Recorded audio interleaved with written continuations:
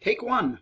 Welcome to the absolute easiest way to create a fully functional Angular app, single page application using Visual Studio and ASP.NET MVC.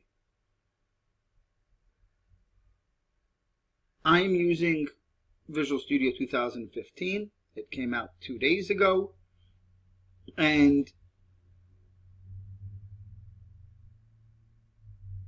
it's free. The community version is free, so you might as well go ahead and download the latest version and get the greatest and best IDE. But if you are still using Visual Studio 2013, that's also fine. This extension works with both versions. So the first thing you need to do is get your this extension. There are two ways to do that. Either you can go on the web and you can go to Visual Studio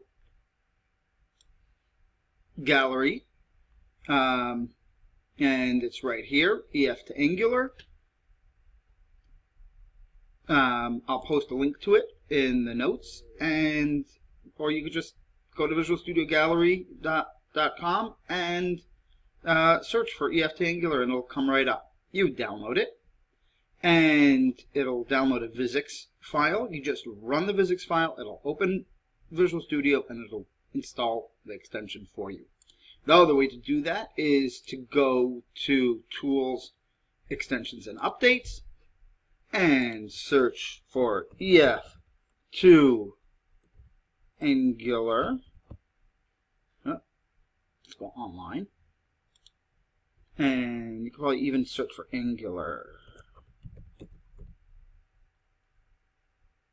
And the first one to come up, EF to Angular. And you download it and install it. You need to restart your Visual Studio. Simple as cake. Now, let's start our new application. New project. We'll go with a web project, ASP.NET web application.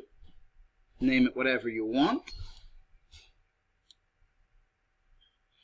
Here in 2015, you have a lot of options. You've got the previous options up on top. These are the same ones that you had in Visual Studio 2013. So if you're following along in Visual Studio 2013, these ones at the top are what are going to be your available options. Select MVC, and then down over here, right underneath, MVC is already checked, and we also want Web API. We're going to be using Web API.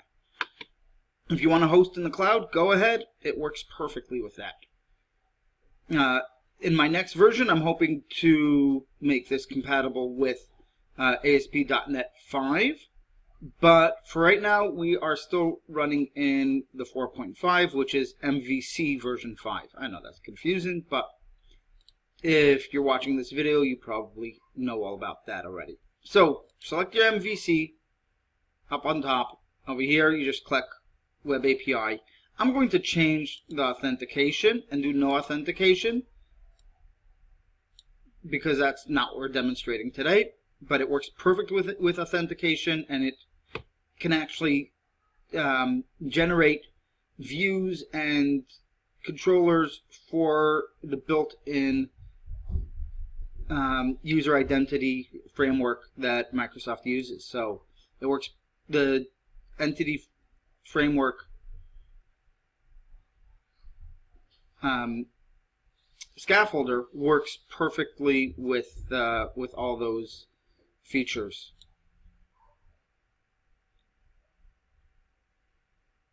So we're creating our new web application. Hopefully you're already familiar with what this project template gives you. All right, we've got our app start, which is going to have all the code that's going to run one time when the application starts up, when you start your web server, or when you update your application to your web server. Your content, which is your non-compilable stuff, your images, your CSS, etc.